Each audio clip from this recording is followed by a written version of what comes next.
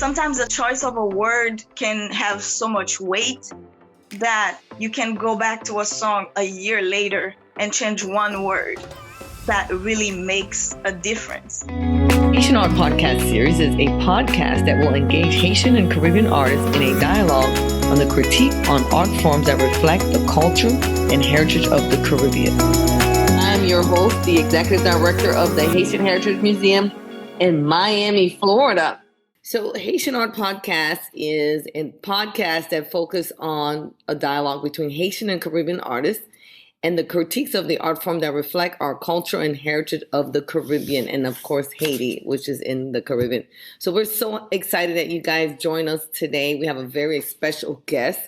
And without further ado, I'm going to read her bio, and you guys got to know who she is. And we're really excited that we had a chance to connect with her. It's been a little interesting dynamic. I'm trying to get her on, but we are finally having her on. Okay, I'm going to read her bio really quickly, and then we're going to get started. MIU Haiti was born and raised in Haiti, a daughter of a milliner and a saxophone player. MIU is passionate about sharing her music with the world. Pop singer-songwriter, her versatile side urges her to draw her style in the mix with other rhythms and urban genres. She composes and sings in 4 languages: Creole, French, Spanish, and English. That's amazing. This has given her the chance to collaborate with various arrangers and artists from St. Lucia, Puerto Rico, Tanzania, and the United States, France, and of course, Haiti. Her latest single, I Don't Know, I Need You, preceded by the Come By, which is collaboration with the band Sunset Kings, with whom she has been touring from summer 2018 to winter 2019, are a good example of her versatility. In 2018, she was nominated for Best Female Solo Artist of the Year on the prestigious Haitian Music Award. She received an honorable mention award for her song, Bum Mba, in the 22nd annual, hopefully I said that right, in the 22nd annual USA Songwriting Competition. In 2016, she was nominated Best Female Artist of the Year and Creole Magazine Awards and the HMI Music Award, respectively. Her first album, Unexpected, was released in November 2014 and includes 5 music videos. She also touched on drama, fashion, and poetry, and in the spring of 2012, she published a collection of poems entitled Danse à Folie. MIU Haiti is now working on new material that will express in a definitive shift in her career. So without further ado, welcome MIU. How are you? MIU Haiti. Do you prefer MIU or MIU Haiti? I'm in MIU. It's simple. Okay, well, good. Well, thank you so much for coming on again. Pleasure to be with you guys today. Yeah, really excited. I think I remember when we first were starting the museum, I think we started in 2014, 17 years ago. No, 2004, excuse me. And I think we ran into you via Creole Magazine, yes. I don't even know if they're still in publication, but we ran into you from that, and really love your talent and your style. And like I said, it's going to be just a conversation, so be comfortable in reference to the question that we're going to ask, and knowing that it's going to be great. And it always never ends in 1 hour. It's always so many much more. It's like either an hour and 15 minutes or 20 minutes, but I know, because artistic people are very creative and they have a lot to share because they're working on a lot of different things. So really excited about that. So tell everybody, how did you get started? When did you know that you had a gift? Were you one of those childs that were singing in your mother's womb? Or did you know that you had a gift? I don't know if you have brothers and sisters. Were you guys all singing? And then one day your mom or your dad was like, oh my God, she sounds incredible. Let's get her more schooling and training. How did you know you had a gift, and how did you get started? By the way, when I was a kid, I was singing. My dad would be like, can she be quiet? This is terrible. I can't hear it. Really? Oh my God, that's crazy. I love to sing, and I was singing, and my dad was like, oh my God, please make this child stop singing. But when I was 9, he heard me he was like, people were complaining about me, family members. They were like, oh, she's not studying. She's just singing all the time. So he was like, I heard you've been singing all the time. So let me hear you. So you had your tryout with your dad. That's funny. And I sang a song, and it was Belle. I don't know if you guys are familiar with this song. It was a French song at that time that was very popular. It was part of a musical in Okay. France, and I sang Belle, and he was like crying, and I'm like, why is he crying? So I feel like that's the moment where I felt like I had a gift, but I didn't jump into it until later. Okay. And when you say later, was I guess you didn't give me the age frame of when that was. Haitian families, like, you can do what you want when you're grown. So when I Yeah, was yeah. grown, and I could make my own decision. Okay. So that's when I was like, okay, let me do this. Okay, well, that sounds great. So I guess he cried of joy that his ears were ringing of great music. So I guess the other question is, was there anybody else in your family who was like musically inclined, who was an artist? Because interviewing different people so far, we found out that they are related to very famous people who are either a singer or an artist, a painter, or what have you. So was anybody else in your family into the music industry? Not really. The only musical presence, like a musician I had in my environment, was my dad. He's a sax player, and he played with all the major bands at the Okay. time, and he's still playing till this day. He works with Septon Trional. He's still working with Septon. He did all the Tabu Combo, music type of bands, all the major compa bands in Haiti, and right now, he's in Jazz des Jeunes, he's in Septentrional, and he's playing for the National Orchestra. He's part of the National Orchestra right now. Wow, that's pretty impressive. I mean, all these bands are really great. Tabu Combo for sure. I know when I was in college, music came out. I think the guy name was Jude, one of the singers. And the only reason I remember him because my cousin, I was in DC at the time, and I think one of them went to University of Maryland. They were in school at some time, and they came out. And then music. I was, oh my God, that's so cool. And their songs are really great. It was a different type of compa at that time. I don't know what you would call it. It wasn't like the hard orchestra type thing. However, they infused like the new school and the old school, but it wasn't just It all. was the beginning of the mini bands, because There you before go. that, they had full bands with like 30, 50 members, and they started the mini bands, and music was part of the new wave. Yeah, and it wasn't all just synthesizers, you know? Yeah, it 'Cause was that a was mix the of real instrument and synthesizers. It was, yeah. Yeah, because back, I think it was, Zen and Lacan, they kind of started with the synthesizers, and that took off, which was great, and King Kino and all those people. But then I remember when music came in, I'm like, I like this. This is like music, So I think that style and that genre was very fresh at that time because not everybody wanted like the big band, and people, I guess they like the synthesizers too, but then people were like, that's not really music. But anyway, I think music has its procession and transition, and I think it has a little bit for everybody. So as an artist, what type of artist do you call yourself? What type of artist? Are you like more of a vocalist?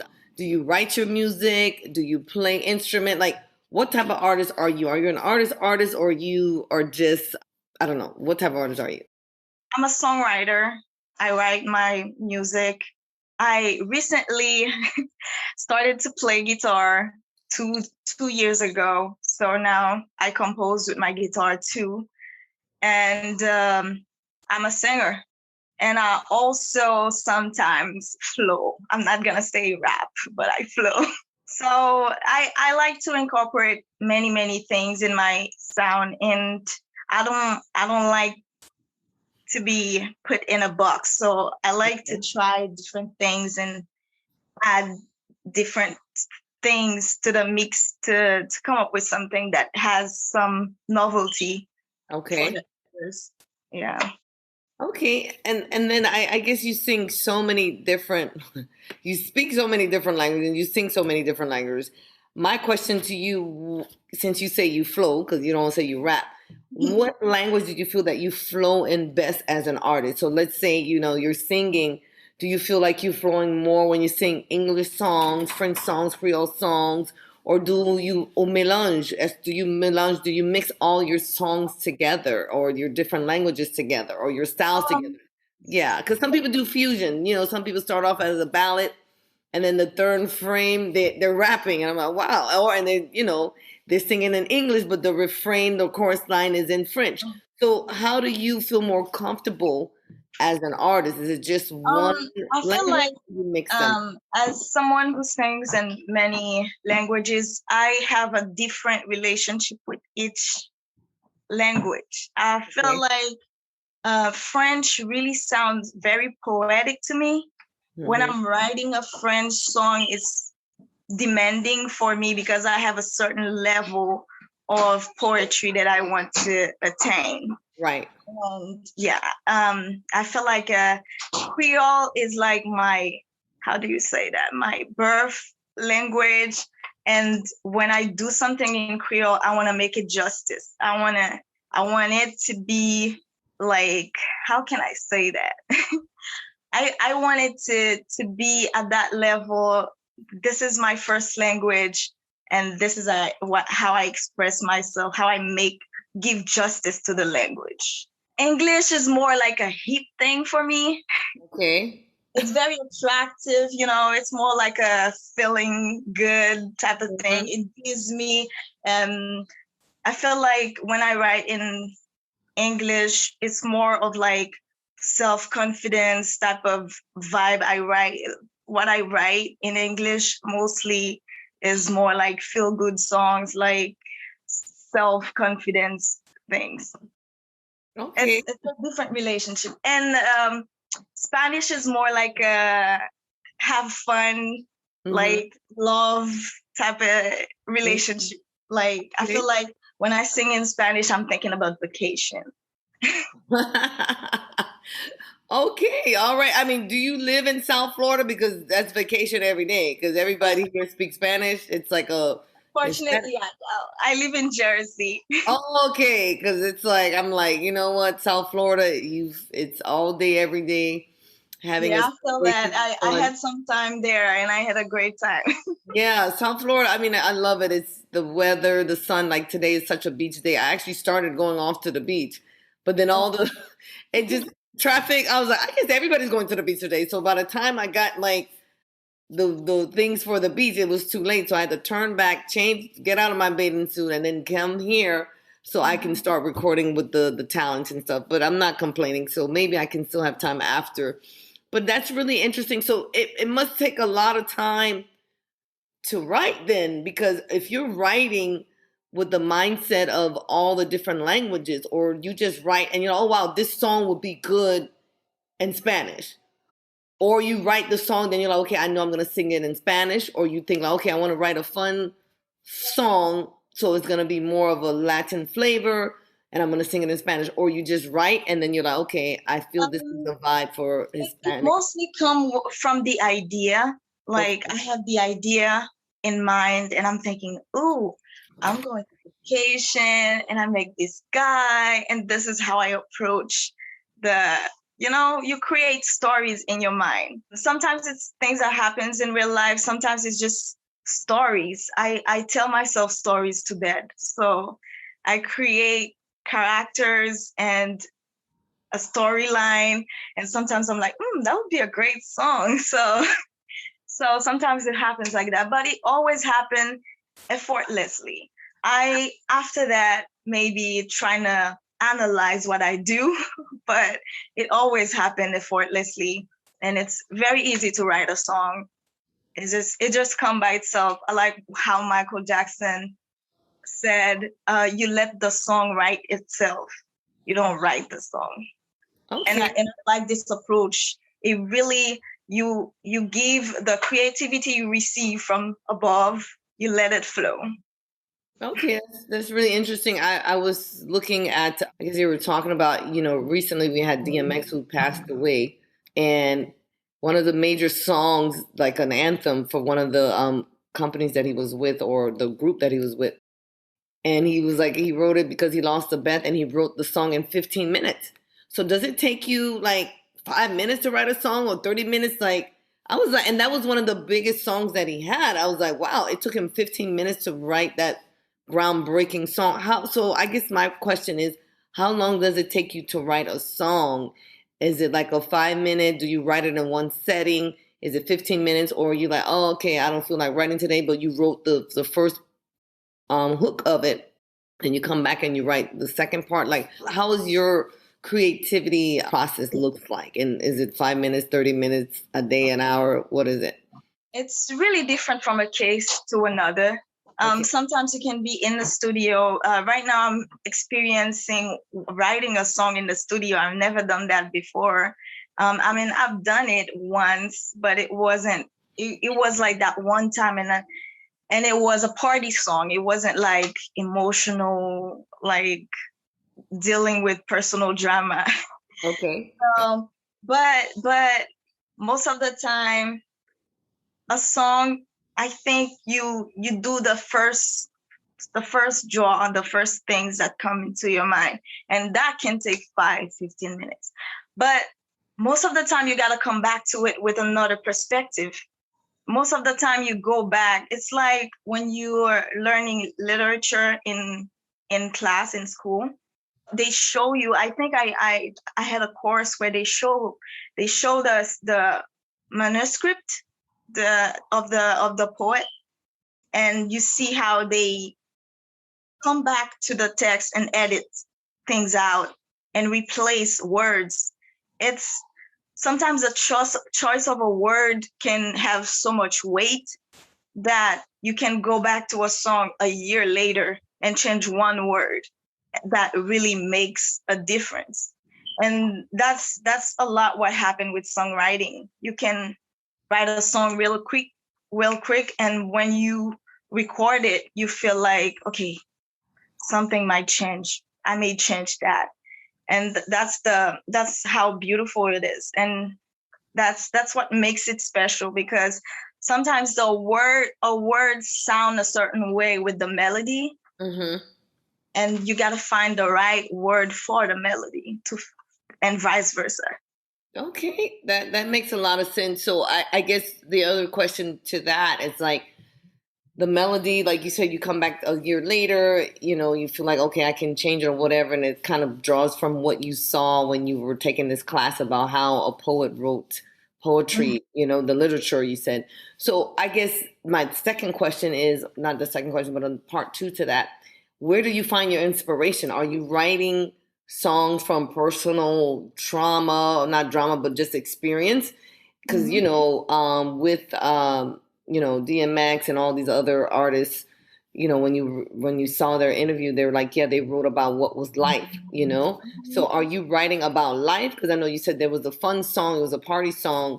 So is all your songs rooted in what you experience, or there's just some songs you write just because you just write them from the thought process, or is it all rooted in what you experience as a person or an artist? Most of my songs are from personal experience. And sometimes you see things that happen to your loved ones, friends, and family. And sometimes I write about that. And sometimes you just make up stories, and it's fun. I feel like what's good about entertainers is how you can be someone else, like an actor. You can be a character, and for a day or two, for a video, you can choose to be someone else. And I feel like that's, when I was a little girl, that's what attracted me with the entertainment world. The Mm-hmm. fact that you can play dress up and be someone else for a moment, you know. Mm-hmm. But So I guess, at the same time, you still got you, and you still yourself, and you can go back to your own thing, but you still have the freedom to venture out and be someone else for a moment.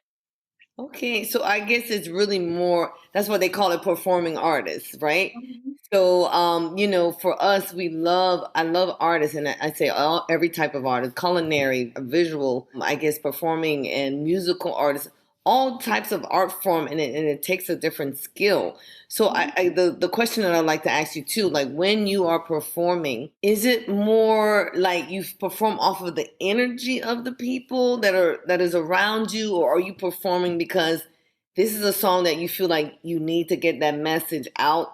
And it's like if you don't share this with people, you wouldn't feel like yourself, or is it a little bit of both? Because I know some people they're like, oh my God, I always get butterflies when I go perform, but after I feel the energy of the people, I'm different. Or some people is like, it's a message that I feel like I have to share, and this message has to get out. Is it a little bit of both, or how is it for you? I feel like performing for me is always about, I mean, if I'm performing my own songs, I feel like it's writing the song is something that it's within that you want to put out because you can keep it in. So Right. it's always the wanting to share Hmm. what you have because you don't want to keep it for yourself. Right. And it's always that. And I don't really feed off the energy of the public Hmm. because if you look at the energy of the public, sometimes you wouldn't perform well at every occasion because if if the people are down and you're gonna be down too, that's not gonna work out. Yeah. so That's so interesting. you gotta lift them up, like make them join you. And girl, sometimes when the public is not, they're a little cold, you perform for yourself and they will join you. But you gotta go from your own energy and let them feed off of it to match you. And if they're up, that's perfect. Yeah. If they're already up, that's perfect. Now you perform even better because you have you have this exchange, and it's even more powerful. That's really great to know because I know everybody's like, oh, this is the energy of the people, the energy of the people. And it's like, sometimes, depending on, let's say you go to a concert and depending on where you land, you Hmm. know, by the time they put you in or as a filler or whatever, I don't say filler, everybody has their group because people always come out to see their favorite. So sometimes it's like, people are like, we're just waiting for the last act, or you're the second to the last, or you're right in the middle. And like you said, and that's really interesting to hear because everybody always tell me it's the energy of the people. But you're right. If you're not there already, pumped up or amped up to like do what you're doing and then bring them along with you, bring the group along with you to experience your performance, then you're kind of like, oh my God, they didn't give me the energy. But it's like you have to bring the energy to spill it out. Exactly. And that must be a really interesting job because it's thousands of people, or hundreds of people, and you're like one person. So to Hmm. capture them and have them go along with you on that journey, that must be a lot of pressure, or is it not? It is. It is a lot of pressure, and I learned that the hard way, and I learned that early on. Thank God, I Yeah. learned that early on, and I would realize that if you don't bring in the energy, it's not gonna come back. You gotta put out what you want to receive, and sometimes you just have to close your eyes and perform for yourself. And Hmm. if it's hard and you can feel, because when you're on stage you feel judged, you feel like everybody who's looking at you right now is judging everything from your hair to your toes. So that's the position you're in, and you gotta transcend that. And if the public is already, you feel like the judgment is on the negative side, you don't fit into it. You Right. create a barrier, you lift yourself up, and they will come back, they will join you. And I experienced many times where, not many times, but sometimes I'm in front of a public, in Haiti, sometimes huge crowds. You have some people cursing you out, like you get on stage, they're cursing you Wow. out. If they don't know you yet, they cursing you out. In the beginning, it was hard, but you gotta, you know, That's stay interesting. there Like, and do your act. And after that, the same people who were cursing you out, they will be like, woo, woo, woo, woo, you're the best. We love you. I'm like, yeah, let them wow. go.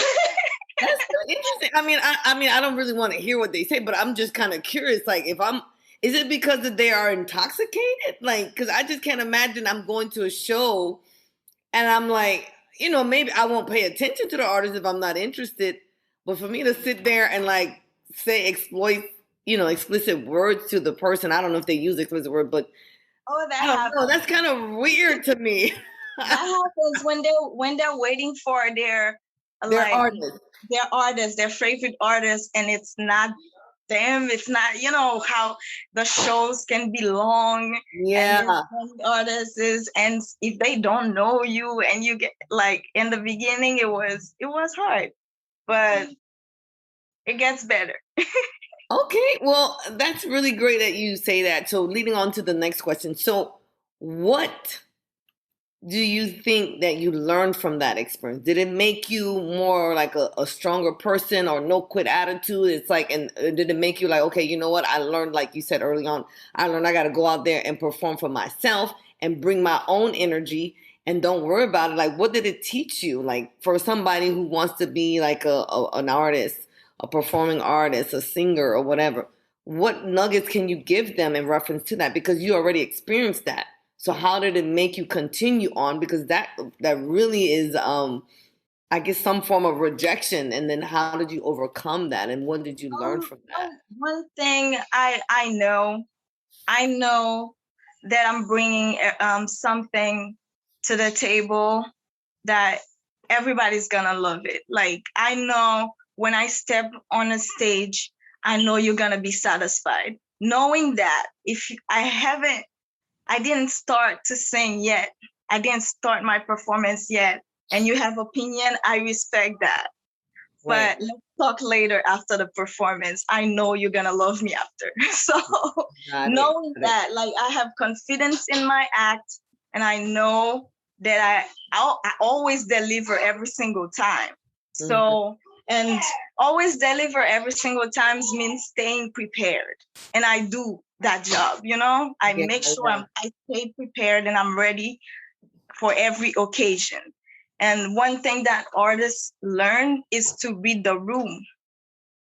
You gotta read the room and feed them from, like, give them what you feel like they will need. A lot of times I get in a venue and I look at the public and I'm like, we are changing the set. Let's go over the set. Go over the set. We change a couple of songs. We change the order of the songs. Yeah. How we're gonna get them. You need to have a plan. You look at the room, I look at my musicians, and I'm like, okay, we're doing this differently today. Let's bring in these songs. They're gonna love it. Let's do that. Okay. Well, that's really interesting. So what you learn is that you have to go into the room already confident. And then being ready, when you're ready, it makes you more confidence, of course, because you know your stuff. So you are getting ready all the time and you're staying ready. And you know that no matter what, you're going to deliver and they're going to love what you're doing. So it gives you more confidence and more staying power, I guess, to know that, hey, just give me a chance. But then it's interesting that you say that you go out there. So you're not staying in the green room. You're just going out to see what the other artists before you are doing, so you can understand the terrain of the place.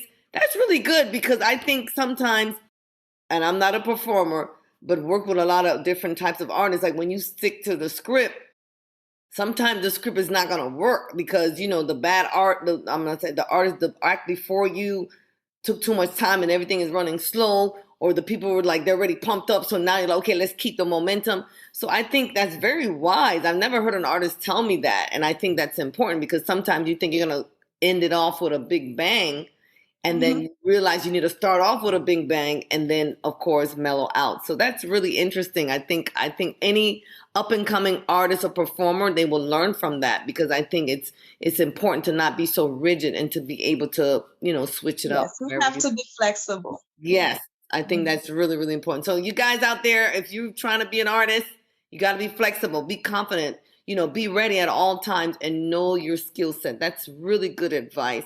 So I guess the question that I have now for you is, because, we're still dealing with COVID. Thank God, here in South Florida, we're going to be open, fully open, come June next month. I Wow. wanted you to know, yeah, everybody's here. Like the beach, that sounds like it's so crowded, so everybody's out here. So my question to you, with COVID, what changes did you see in the industry, or what innovation that you see? I know everybody's doing the Zoom performance. I don't know, how did that feel? Like, did that feel like weird? Because normally, well, you don't feel off the energy. You said you bring the energy in the room. So how does that feel like? Because I know that's one type of innovation. Is there any other innovation? And can you speak to that, and then tell me, how does that feel to you, or what you learned from that? And you can't wait to get in the public places, because May is Haitian Heritage Month. It's one of the busiest time for Haitian and Caribbean artists. But I know last year, I don't even know if they're doing Compa Fest anymore. I know they canceled it and they said they were going to do it this year. And I don't know. I have to look into that, because they were telling people they were going to, allow them to come this year. But I'm not sure if it's happening because of the CDC guideline. So what innovation, how you like it, how you don't like it, what innovation is happening in your industry? I am very, very impressed by how stage performance and the Haitian music industry have, like, my mind is blown because a lot of things they only do for like very special occasions in terms of like stage, like, extravagance. A Mm-hmm. lot of things they would do only once a year for like maybe Christmas, December Mother's Day. 31st, Christmas, and where the ticket is very expensive. Mm-hmm, A lot mm-hmm. of these things they are doing for the Zoom concerts. And I've seen artists pull up shows that really, really, really impressed me. And I like where the industry is going performance wise. I think that should have happened earlier, but it's there, better late than never. Yeah. And it's very important to bring like creativity, a storyline in a show. And I'm glad that it's happening right now. And have you performed any of the Zoom performances? Have you tried it? Do you like it? Like, you said you're impressed by the innovation Mhm. of different artists who would do something very expensively live, and they probably only do it for Mother's Day or Christmas or New Year's, but now Mhm. it's more open to everybody. My question to you, are they charging people still, or is it just free? Um, I think they charge people for either it's donation and people Okay. donate, and I really appreciate that. Like, Okay. and or it's on Zoom and they pay for the ticket. Personally, I haven't done one, but right before the pandemic, before I left Haiti, me and a group of artists under the direction of Ralph Leroy, we started that trend of having the nice, like very scripted and extravagant shows with lighting, special lightings, and everything in sync. And I'm glad that people are expanding in that way. And I see that a lot of people are using the same stage that we were using, Le Villat, which is a stage that already have all the lightings that you would need for like an intricate show. And I'm glad that people are following that path because we needed that. We needed more. Okay, well, you said a few things. I'm not, because the music industry is not my industry. I love artists, but you say Le Villat. Where is that located in Haiti? It's located in Pétionville in Port-au-Prince. Yes. Okay, okay. So, wow. So artists was able to get to that location even during COVID. I mean, I know Haitians don't follow any kind of rules, but but they were able to get It there. started where only the team would be there. You know, Be there, it's okay. Zoom And the line, concert. I gotta check that out because And that's then really also interesting. Tele Caraíbe also Okay. is one of the location where they have these concerts, and they're doing a great job. That's really awesome. I mean, I just got an idea to do, and I'm like, oh my God, this would be so great because last year we didn't have our gala. And this Mhm. year, I was like, I don't know if I'm gonna do it, even though Florida is gonna be open in June. But I think this would be such a great, like, because I know so many different artists, and everybody do their thing. I don't know, for like an hour, we give the award, and then everybody perform, and then people donate. As a fundraiser. I think that'd be so great. You know what I mean? I love it. I think this would be great. But how did that work with the internet connection in Haiti? You know what I mean? Like the Zoom, They figured it out. Like they was it figured more it out. international people? Go ahead. Was it more international people that logged on, or was it more people from Haiti? Because I know that I is think not. both, but I think the diaspora is very present in these audiences too, Yeah. which help also because donations. Yeah, yeah, yeah. I love it. I think it'd be great. I think even though I think it'd be great, I think to do something because it's less work. Because it's like when we do like a production, it's like it's so much. But if they're like, okay, you're an artist, donate your time for 10 minutes, whatever, do a set, say something and have it scripted. I think it'd be great. And I think I would definitely want to know who was the artistic director who put everything together. I guess we can talk offline about that and then see if this is something that we can do. So that's really great. I like that. But I just want to know because I'm not an artist, but I know Haitian artists, they love the crowd. Because I experienced Compa Fest. We experienced Compa Fest like years ago when we first started, like 17 years ago. We just was talking about the museum. And to see, like, oh my God, it was like 50,000 people. It does something to you. And I know, watching the compa bands and the compa fest, whatever, the crowd is really into it, whatever. Like, and I know that's probably not your audience, but it's just kind of like, how do you, but you said you haven't done it on a Zoom. Like, how do you, do you miss performing? Because it's Oh like yeah, everything for was a sure. lockdown. Like, you know what I mean? Like, Mhm. like what did you do outside of it? I mean, I think I saw a video that you do a cooking thing. Is that you? um, right now I'm mostly writing and I'm producing an album. So I'm Okay. working. I'm in studio right now, Okay. and also I am a co-host in a cooking show where we take recipes online and we try to recreate them. It's called Recipe versus Reality. So you know how your recipe at home never come out as the ones you find online. It never So does. yes.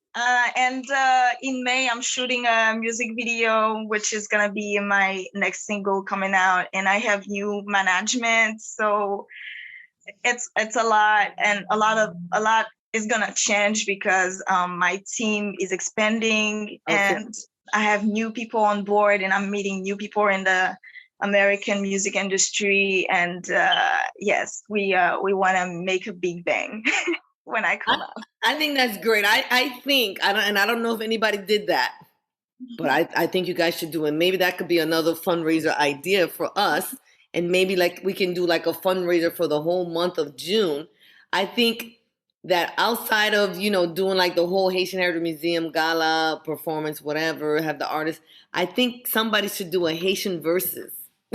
How they had Brandy and Monica and they had That's a great DMX idea. and then the other guy. I think that'd be so great. Because at the end of the day, I think people will tune into that. I don't know if it will be as big That's as, a great idea. huh? Someone definitely Yeah, gotta do it. I want to do it as a fundraiser because I just think like, like, hey, you know, and I don't know how would that work because, like, I'm like old school because I don't follow who the new people is. I just know, but Lockhart came out of Zen, but I would like to see a versus with Zen and Lockhart. That would be so great. And I think what's the other girl? The girl, she has dreads. What's her name? The light skinned girl. Oh my God. Oh, Felicia. You know what I Alicia. mean? Yeah, so I would love to see a versus with whoever, you know what I mean? But anyway, I'm writing that down, so maybe we'll talk offline and we'll figure that out. But I think, innovation, I think with the whole COVID, it really spawned a lot of innovation with artists in the industry because I think it really made everybody connect, and then I didn't know that, oh my God, Chance, he's Haitian. Like, I was like, oh my God, Chance, he's from Atlanta, he's Haitian. I was like, oh my God, that's so amazing. And I'm like, oh my God. And he has a baby with Sierra. So I was learning so many different things. And I just feel that there's a lot of crossover happening, and Haiti is really, or Haitian artists is really becoming in the mainstream. And somebody was like, you know what? The hip hop industry is really infused with a lot of Haitian talent, whether it's management, Yeah, in performer. front and in the back. Yeah, Exactly. There's so many, and I think always one in each team. what you say, it's always one in each Always one team. Haitian in each team. He always won. Somebody was telling me about, I think Puff Daddy Chef is like a Haitian lady. You know what I mean? So it's just so much. I just think if we just pull our resources together, I think we'll definitely make a big dent. So that's great. I'm glad the industry is changing. I got to do a lot of more research and then trying to get people together. So since you do this cooking thing, reality versus what would you say? Recipe versus reality on Perfect. Yeah. Team. Yes. So because you do that cooking thing, do you really enjoy cooking? Is it, or your first love is definitely performing arts, or do you think culinary that might have something down the line for you? What do you? I mean, I believe sometimes the universe just throw things at you, and I really like to follow the flow because I trust the process, and I'm like, this opportunity was there, and I'm like, I'm gonna do it. I like to cook, not all the time, but I always realize how when I try to do something myself, like I'm looking at a recipe, I'm doing it myself, there's always something that happens, and that's where the inspiration came. Me and my host my co-host, we were talking about that, and we were like, well, let's have a show about that, and we were like, okay, let's do it. And a lot of things happen in this kitchen, like it's a really funny show. From what I did watch, I think it's funny. I'm like, these people, they're like hilarious. It's like, and that's great because I think either the cooking show, everything is so perfect. Everything is so perfect. Yeah, and then it's like reality. It's like it never comes out that way. You know what I mean? Mm-hmm. So I think that's great. So if you were not a performer, what would you be doing? Like, what do you think you would be doing if you were not like a performer outside of cooking? Like, what do you think you would be doing? One thing I know that I love is fashion. Fashion is another passion of mine, and I'm pretty sure at some point I will do something in the fashion world. I mean, I love what Rihanna is doing in terms of like coming from the music, and now she's a fashion mogul, I can say, because she's got her fashion line, she's got her lingerie line, and she's got like her clothing line, and that's something I would like to do further down the road. Okay. So would you say that'll be a new project down the road, or your new project is basically completing your album? When are you gonna drop that? When is that gonna be dropped? I can't answer that. I don't want to give false. Okay, yeah. No. I understand. No problem.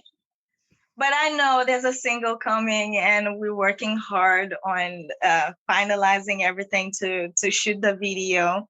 And the album is complete. We're just finalizing stuff, and it's all about the plan, and the plan that the team has for the project. My part is almost done now. Yeah. You just gotta be creative, put the music out, and then they're gonna do the rest. No, that's great. I think I'm so happy for you that you've been around for a minute. I remember when you first started, I thought you were Asian. Tell me about your name. I guess that's what I want to know. I'm sure everybody else out want to know, how did you come up with your name, MIU? Let us know. MIU is how they call me. That's my nickname at home. When that little nickname they give you when they asking for something. Yeah. It's That's where MIU is from. And then when I became an artist, a performer, and I was like, by the way, I started with a contest. And my friend who became a manager who got me into music, he was like, okay, what's your name then? And I'm like, I don't know. I don't know. So my best friend was like, why don't you call yourself MIU? Just like everybody's calling you, at home. Mm-hmm. And I was like, well, yeah, why not? And she gave me a little pencil holder and she draw MIU on it and she wrote it like that, MIU. And I'm like, oh, I'm gonna keep that. Okay. Well, that's good. I mean, that's really great. And then you put Haiti on it. Why? Did you want people to know that you're Haitian? I don't know, when I got online and I was creating my profiles, and there was a lot of other MIUs, and they're from Asia. And I'm like, okay, I gotta let people know it's not the Asian MIU, it's the Haitian. So that's when I added the Haiti behind it, and that's the whole story. Okay, well, see, I didn't even know that. So you guys, now you know what's the reasoning behind her name. So I think it's such a cool name. I think, Haitian of influences, there was, Chinese Haitians in Haiti, that I know of. I know the Waf family. So again, I think it's great to see the infusion and the fusion. I know a lot of my chef friends, they do a lot of Haitian fusion. So that's a good thing. So MIU, I don't know, do you have anything else that you want to share with us, or what do you want to let the people know out there in reference to getting into the industry and starting, and what kind of advice that you want to give? Like, let the world know, like, something that they will remember you by, and something that you want to give them. What would that be? It could be one sentence or it can be a statement. I'm not sure. What would that be? I'm a firm believer that everybody has a purpose, and I believe in following your purpose. If you haven't found it, find it and follow it. And I believe in dreams and on working to make your dreams come true. And I always talk about how I advise people to let the kids dream, because we need dreamers create the world that we're living right now. Everything that is created, people created, like people like you and me created because they dream. So one thing that I always realize in Haitian culture is like the fact that they decide for the kid growing up, okay, you have 5 options. You can be a lawyer, you can be a doctor, a doctor, an engineer, avocat. You have 4 to 5 options, and that's it. And that's not realistic, because the world that we live in, there's many things. People are needed in every field, and fields are being created. So we need people doing everything, and that's how the world works. And we gotta let the kids dream and choose for themselves. Well, that's really impactful. I think for me, I just would like to say that we come from the Creator. God is a creator. And we have, the Holy Spirit inside us to lead and guide us into all truth. So we know that what we're doing, we're supposed to be doing. Even though you're doing some things that you should be doing, like, he guides you into that. So I think that that's really important. And I think, like you said, the parents, they want to pick for us as Caribbean parents. And it's like, if you're not a doctor, lawyer, engineer, avocat, infirmier, pavin lakay, So I think it has gotten a lot better, that a lot of people, because now we have the receipts, that people are being, I guess, successful in those creative industries. And I think now the parents are a little bit more open to that. So MIU, thank you so much for participating in the Haitian Art Podcast series, which is what is happening in the Haitian community. And this podcast is a series that will engage Haitian and Caribbean artists in a dialogue of the critiques of art forms that reflect the culture and heritage of the Caribbean. So we thank you so much for taking your time of your busy schedule, and we look forward to seeing your new work and your new team. How can people find you if they're looking for you on social media? How can they find you? It's everywhere at MIU Haiti, MIUHAITI, on Facebook, Instagram, Twitter. And check out my show on Perfect TV on YouTube. It's called Recipe versus Reality. So I'm glad that I was here with you guys today, and I can't wait for you guys to go discover my music and everything. And please leave me a message, a comment, anything to let me know. Yeah. That's so awesome. I think they will really enjoy that, and you gave us some really good nuggets. I think you want to be on the grind, learning your craft and being confident and bringing your energy to the crowd and not let the crowd sway you. I think that was really poignant information. So anybody who's out there trying to start to become an artist, those are really building blocks to anything. So again, everyone, thank you so much for listening and watching Haitian Art Podcast Series. You can find us on Spotify. You can find us on iTunes. You can even find us on Google as well. And then, of course, you can find us on the Haitian Heritage Museum website and, of course, our Vimeo and our YouTube. So thank you again so much for joining Haitian Art Podcast, and we'll see you next time. Bye, everyone. Bye, Mew. Thank you. Bye-bye. Bye. Thanks for listening to this episode of HAPS, Haitian Art Podcast Series. Please don't forget to follow us at thehaitianheritagemuseum.org and follow us on all of our social media handles. And also, please subscribe to the podcast.